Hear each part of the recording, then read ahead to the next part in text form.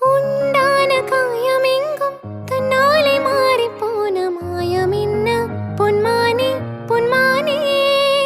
என்ன காயமான போதும் என் மேனி தாங்கிக் கொள்ளும் உந்தன் மேனி தாங்காது செந்தேனே.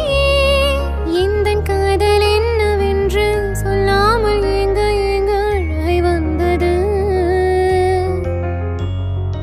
எந்தன் சோகம் உன்னை தாக்கும் என்றென்றும் போது வந்து அழகை நின்றது.